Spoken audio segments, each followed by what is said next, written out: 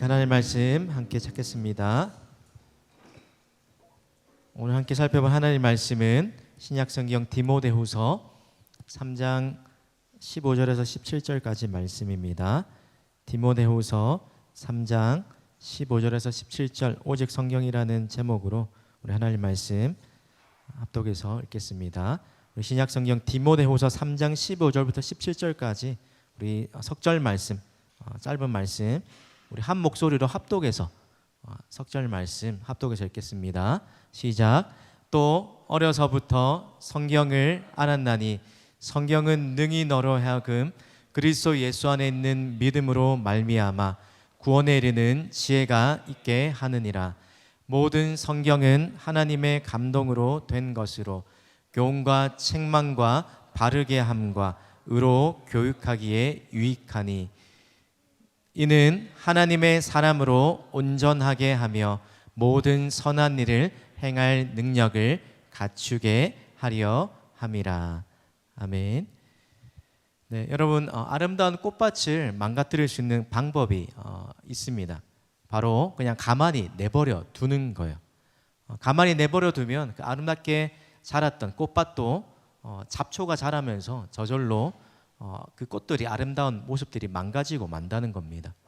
우리 삶에도 마찬가지로 가만히 있으면 우리 안에도 우리 마음 안에도 영적인 잡초들이 생기고 만다는 거예요.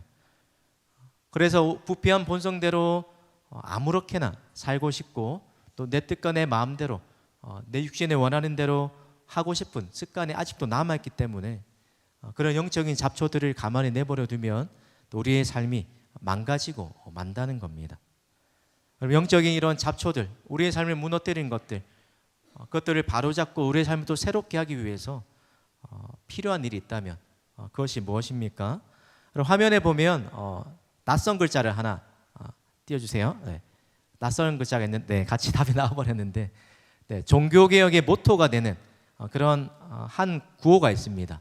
혹시 네, 읽어보실 수 있는 우리 지체 있을까요? 우리 네, 뭘까요? 네, 에클레시아 레포르만다 셈페르 에스트 레포르만다. 네, 에클레시아라는 말 한번 좀 들어봤지만 교회라는 말이에요. 개혁된 교회는 항상 개혁되어야 한다라는 이 표가 종교개혁을 통해서 교회 안에 종교개혁하면 우리가 끊임없이 잊지 않고 외치고 또 끊임없이 계승해야 할 그런 종교개혁의 정신이라는 겁니다. 그래서 누군가는 교회 역사를 두고서 개혁의 역사다라고 그렇게 이야기합니다. 이 말이 교회뿐만 아니라 우리 개인의 삶에도 우리 개인의 삶이든 믿음이든 건강하게 또 바르게 성장하려면 날마다 새롭게 변화하려는 그런 몸부림이 필요하다는 겁니다. 그럼 개혁이라는 이 말을 사전적인 의미로 보면 어떤 제도나 기구를 새롭게 뜯어 고친다라는 그런 의미로 정의합니다. 새롭게 고치거나 새 질서를 세우는 게 개혁인데, 여러분 성경에서 이 개혁이라는 말이 언제 또 어떤 의미로 사용되냐면 우리가 하나님 말씀에서 떠나서 잘못된 길에 들어섰을 때 그 잘못된 길에서 돌이켜서 다시 하나님 말씀대로 살아가도록 만들 때 그때 성경이 말하는 개혁이라는 말이 성경에서 쓰이고 있다는 겁니다. 그럼 오늘이 바로 무슨 주일일까요? 혹시 교회력으로 무슨 주일일까요? 무슨 기념주일일까요? 네, 우리 영곤이가 이제 마지막으로 청년으로 보내는 한 주 네, 연말까지 있죠. 네, 결혼하기 전에 마지막 주일이기도 하고요. 네, 종교개혁 기념주일로 지키는 그런 주일입니다. 그러면 종교개혁의 5대 5 솔라라고 말하는 5대 구호가 있는데 여러분 한 번쯤 들어봤을 거예요. 앞에 오직이라는 말이 붙는데 여러분 아는 오직 종교개혁에 해당되는 5대 구호 뭐가 있어요? 오직 네, 앞에 있는 거 말고 오직 예수. 네, 좋은 말인데 아쉽게도 네, 그 구호에는 조금 달라요. 오직 믿음, 또 오직 은혜, 또 오직 하나님께 영광, 그렇죠? 뭐 이런 용어들. 그럼 그 이 5가지 종교개혁의 5 솔라 오직이라는 말 중에서 첫 번째가 되는 표가 바로 오직 성경이라는 솔라 스크립투라라는 이 표라는 겁니다. 여러분, 이런 표가 나올 수밖에 없었던 그런 시대적인 배경이 있는데 바로 중세교가 그만큼 이 표가 나왔던 그 중세 시대를 생각하면 성경이 말하는 그 교회의 모습에서 계속해서 점점 더 멀어져가는 그 모습이 보였기 때문이에요. 그래서 이방 종교의 어떤 샤머니즘적인 요소랑 또 교회의 그런 믿음이 섞이면서 초대교회의 그 순수했던 믿음이 점점 더 변질되고 말았던 시대가 종교개혁에 일어나게 된 중세시대요. 또 중세시대 때 교황과 성직자들이 부패한 삶을 살면서 성경 외에 교회의 전통을 내세우고 성경과 상관없는 그런 믿음을 가지고 있었다는 겁니다. 그래서 성자나 성자 숭배를 그렇게 좋은 거라고 이야기하고 또 연옥교리, 개신교회는 없는 연옥교리를 만들기도 하고 또 면죄부를 판매하는 이런 일들이 중세시대 오직 성경에서 멀어진 그 삶의 결과로 일어나게 되었다는 겁니다. 왜 이런 일이 아무 의심 없이 일어나고 또 중세 교인들이 쉽게 속아 넘어갔을까요? 바로 성경에 대해 무지했고 또 성경을 떠나서 살아갔던 그들의 삶의 당연한 결과였다는 겁니다. 그럼 그때 그 시대는 지금 우리 손에 주어져 있는 이 성경이 흔치 않던 시대였어요. 누구의 손에만 성경이 있었습니까? 성직자들, 교황이나 사제들의 손에만 성경이 들여져 있었다는 거예요. 뿐만 아니라 성경이 또 쓰여진 언어도 누구나 다 접근할 수 없는 그런 어려운 언어, 배운 학자층이나 또 교회 지도자들만 알아들을 수 있는 그런 라틴어로 성경이 쓰여져 있었다는 거예요. 그래서 성경을 읽으려면 교육을 받지 못하면 성경을 가지고 있지도 못했을 뿐만 아니라 성경이 주어졌다 해도 라틴어를 모르면 성경을 읽을 수도 없던 시대가 바로 중세 시대였어요. 그래서 설교 시간에 설교를 들으면서도 자신이 전혀 알지는 못하는 그런 라틴어로 설교를 들었기 때문에 교황과 사제들이 하는 그 말이 진리라고 여기고 그 말 그대로 믿을 수밖에 없었다는 겁니다.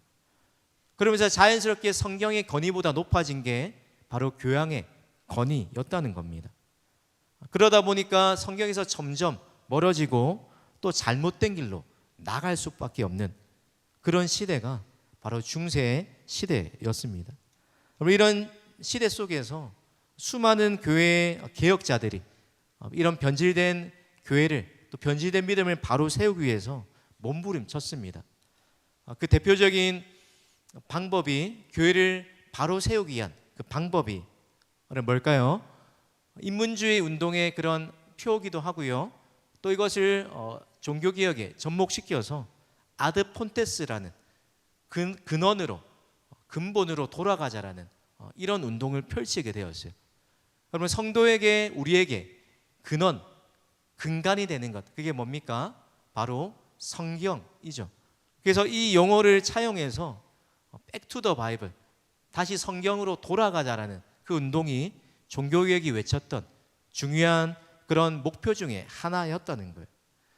종교개혁의 불씨가 계속해서 일어나게 만들고 또 종교개혁을 통해서 개혁자들이 이루고자 했던 그 목표 중에 하나가 바로 모든 사람의 손에 성경을 읽을 수 있도록 지어주는 그 목적을 가지고 있었다는 겁니다. 우리가 잘 아는 대로 1517년 10월 31일에 루터의 종교개혁이 이루어졌지만 그러나 그 이전에 여러 차례 이미 오래전부터 여러 세기를 걸쳐 오면서 교회 안에 이런 잘못된 믿음들을 바로 세우기 위해서 또 개인의 믿음을 건강하게 회복하려고 그 불길들이 그 노력들이 끊이지 않고 루터의 종교개혁까지 이어지게 되었습니다. 루터가 이런 종교개혁을 일으키기 전에 앞서서 개혁을 시도했던 사람들이 있는데 바로 종교개혁의 새벽별로 불리는 존 위클리프부터 시작해서 또 성경이 된 사람들이라고 말하는 뭐 몇 년 전에 이렇게 기독교 그 뮤지컬로 유명했던 뭐 더북이라는 그런 연극의 소재가 되었던 롤라드 파라는 성경을 아주 사랑하고 성경을 암송하고 성경을 보급하는 데 힘썼던 롤라드 파라는 사람도 있고요. 또 우리가 한 번쯤 들어봤을 만한 윌리엄 틴데일이라는 이 사람, 그리고 얀 후스에 이르기까지, 루터에 이르기까지 수많은 종교개혁자들이 힘썼던 그 한 가지 공통된 것이 바로 자국어로 된 성경을 번역하는 일이었다는 거예요. 성경이 성도들의 손에 쉽게 읽을 수 있는 일상적인 언어로 번역하는 일에 이들의 삶을 바쳤다는 겁니다. 그래서 12세기에 화면을 띄워주시면 왈도파라는 사람이 라틴어에서 프랑스어로 번역된 신약 성경을 번역한 이 일을 시작해서 위클리프가 4세기에 라틴어로 성경이 번역됐는데 1000년 만에, 그로부터 1000년 만에 영어로 된 자신의 목으로 된 신구약 성경을 번역하는, 필사하는 일을 시도하게 되었어요. 그리고 그 이후에 100년 이후에 윌리엄 틴데라는 사람이 라틴어가 아니라 성경의 원어인 히브리어와 헬라어에서 영어로 신약 성경을 번역하게 됩니다. 그리고 그 이후에 야누스라는 사람이 체코어로 모국어로 성경을 번역하고, 그 이후에 루터가 수많은 95교제의 반박문을 붙인 일뿐만 아니라 그보다 더 중요한 것, 바로 모국어로 된 독일어 성경을 번역하는 그 일들을 그가 로마 카톨릭으로부터 핍박을 받고 피신한 그 곳에서 이 일들을 해나갔다는 겁니다. 여러분, 종교개혁이 이뤄진 그 결과가 하루아침에 이뤄진 그 노력이 아니라 이렇게 수차례 수세기에 걸쳐서 수많은 사람들이 자신의 목숨을 걸면서 성경을 번역하고 전하기 위해서 그 목숨을 치렀던 그 사람들을 통해서 이루어진 결과라는 거예요. 여러분, 위클리프가 이 성경을 영어로 번역하고 나서 그가 죽은 이후 40년이 지난 그 이후에 성경을 번역했다는 그 목적 때문에, 그 이유 때문에 이단으로 정죄받고 이미 죽은 사람을 무덤에서 꺼내서 화형을 시키는 그런 일들을 자행하게 됩니다. 이후에도 성경을 번역했다는 그 똑같은 이유 때문에 이단으로 정죄받고 아까 이야기했던 롤라드파 같은 사람도, 또 수많은 사람들이 성경을 번역하고 보급했다는 그 이유로 화형을 당하고 죽게 되는 수많은 희생이 나타나게 되었다는 겁니다. 그럼 루터가 종교개혁을 일으키게 된 그 시점도 인쇄술이 발달된, 구텐베르크가 그 금속활자로 인쇄술이 발달된 그 시기와 잘 맞물려서 위클리프 때는 성경을 필사했기 때문에, 그래서 그것들을 태워버리고 그 이후에 다시 얻을 수 없었지만 대량으로 성경을 인쇄하고 번역하는 그 일들이 이루어지면서 하나님의 말씀을 자신의 손에 쥐어서 읽고 또 하나님의 말씀이 뭘 말하는지를 깨달은 사람들을 통해서 한 사람 한 사람을 통해서 종교개혁이, 그 불씨들이 점점 더 번져나게 되었다는 겁니다. 그리고 이런 종교개혁자들의 공통된 공통점 한 가지가 있다면 바로 오늘 오직 성경이라는 구호를 외쳤다는 거예요. 그럼 오직 성경이라는 구호에 나타난 핵심적인 그 뜻이 무엇이냐면 바로 성경이 내 삶과 믿음의 유일하고 또 최고의 최종적인 권위를 가진 유일한 책이다라는 그 고백이 바로 오직 성경이라는 고백에 담겨있는 종교개혁자들, 또 믿음의 선배들의 신앙 고백이었다는 겁니다. 로마의 교황이나 또 교회의 어떤 전통이나 다른 어떤 것이 아니라 하나님의 말씀만이, 하나님의 감동으로 된 하나님의 말씀만이 내 삶 속에서 유일한 절대적인 권위를 가진 것으로 여기면서 성경을 번역하는 일에 그들의 삶을 온종일 바치게 되었다는 겁니다. 여러분, 이처럼 모국어로 된 성경이 왜 그렇게 중요합니까? 그 역사를 보면 모국어로 된 성경이 없이 구두로만 복음이 전해지면 그 복음이 얼마 지나지 않아서 원래 의도했던 것과는 다르게 구두로 전해지면서 그게 와전되고 덧붙여지면서 성경에 없는 내용들, 덧붙여지거나 또 있는 내용이 빠지게 되는 그런 일들이 자행되기 때문에 성경이 모국어로 없는 그 믿음은, 그런 나라는 올바른 믿음을 가지기가 쉽지 않고 또 믿음이 변질되기 쉽기 때문이란 겁니다. 그래서 모국어 성경을 가지고 있다는 게 너무나도 큰 은혜요 또 중요한 일이라는 겁니다. 그럼 지금 우리 손에도 이 성경이 이 수많은 종교개혁자들의 이런 노력을 통해서 지금 나에게 주어졌다는 것, 그 사실이 당연한 일이 아니다는 겁니다. 얼마나 수많은 수고와 희생을 통해서 또 수많은 시간을 통해서 노력을 통해서 지금 저와 여러분의 손에 이 성경이 주어져 있는지 모릅니다. 여러분, 세계 성경 번역 현황을 나타내는 게 있는데, 그러면 15세기 중력까지만 해도 성경이 불과 33개의 언어로밖에 번역되지 않았다고 말해요. 그리고 18세기 말까지만 해도 34개의 언어로 번역된, 모국어로 된 성경이 번역되다가 그 위에 선교의 시대가 열리고 또 성서공회 성경이 출판되고 보급되는 이를 통해서 최근 그 이후로 175년 동안 조금 더 나아가서 150개 이상의 언어로까지 성경이 번역이 되었다고 합니다. 그럼 이 중에 한글 성경이 포함되어 있다는 것, 그게 얼마나 은혜입니까? 화면에 띄워주시면 2022년 9월 기준으로 보면 성경을 번역하는 GBT라는 성경 번역 선교회 그런 보고의 기준에 따르면 전 세계에 7,388개 언어가 있는데 지금까지 신구약 성경이 번역된 그 개수가 아직까지도 그렇게 많지가 않다는 거예요. 7,388개 중에 불과 724개 언어로 성경이 번역되고 또 그 중에서 신약과 구약이 일부로 번역된 게 1,617개 언어, 그리고 성경의 일부만 번역된 게 아직도 1,248개 언어밖에 되지 않는다는 겁니다.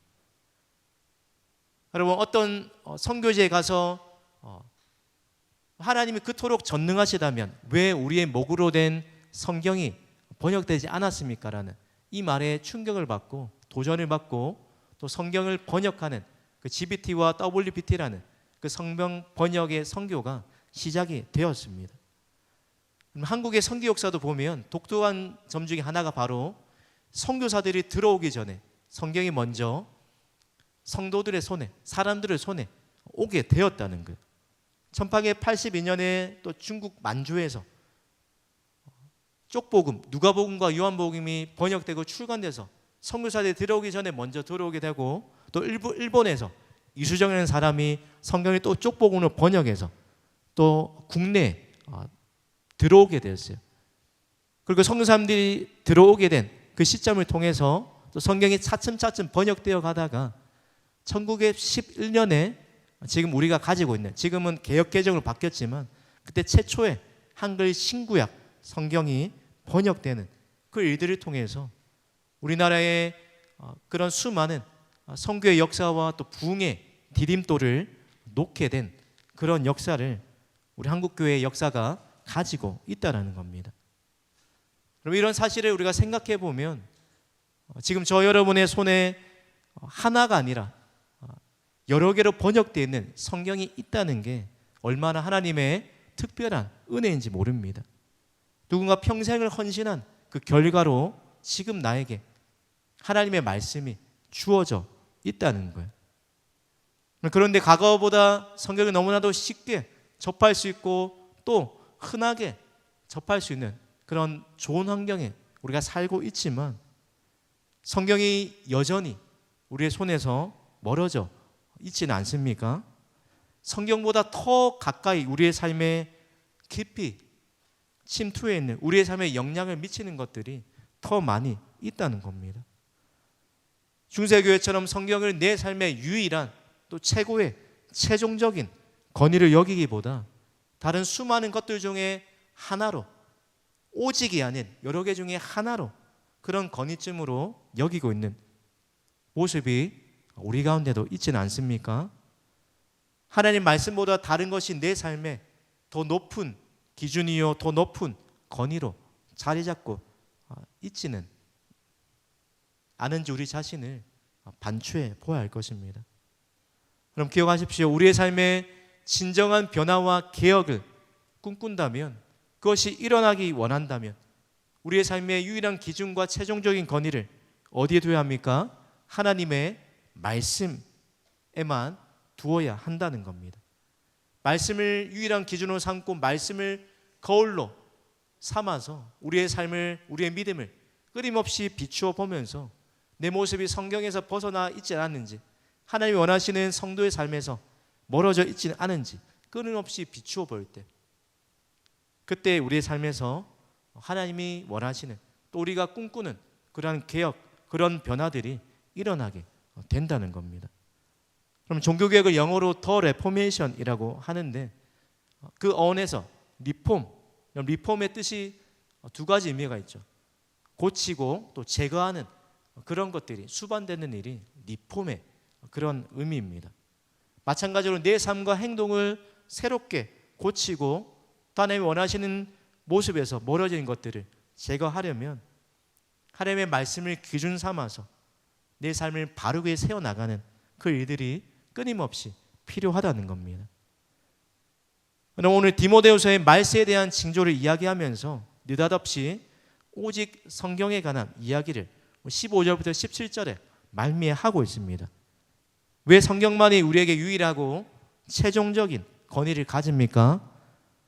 또 왜 내 생각과 하나님의 말씀이 다를 때 우리가 왜 하나님의 말씀에 복종해야 하는지 오늘 본문의 세 가지 이유를 말해주고 있어요. 첫 번째로 오직 성경만을 통해서 구원에 이르는 지혜를 발견할 수 있기 때문이라는 겁니다.